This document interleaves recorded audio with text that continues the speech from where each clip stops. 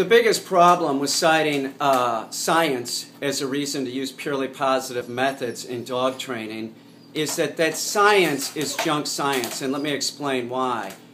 The purely positive trainers say that you can use this purely positive method because you can train an animal to do a specific task, like you could use food and train it to jump over a barrel, okay?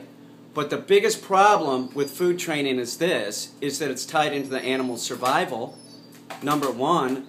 But number two, you look like a resource for snacks, so it's not taking into consideration that the canine is a social animal, and there's a social structure to how the animal behaves. So many times we see these people that food train their dogs, they're lousy with people. And that's for a reason. You're fucking with them on the wrong level. You really are. There's so many things that you could use for positive reinforcement. Walking through a door, using a toy, using your voice. That bringing food into it is just foolish.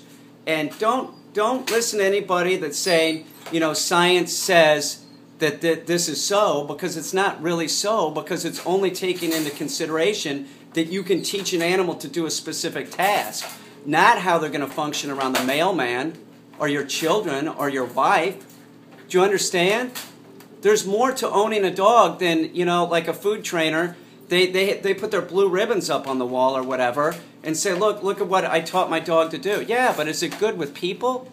You know? How many times have I seen food trainers that have these dogs that win these blue ribbons, but they're shitty around kids, they're shitty around people, or they bark incessantly. They just keep barking as soon as the food trainer starts working with them. Why? Because they've been trained to bark for food.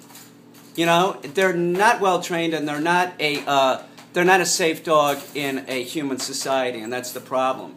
Remember, B.F. Skinner's work was about both the positive and the negative, and the alleviation of both. It isn't just about the positive portion, it's about the positive and the negative.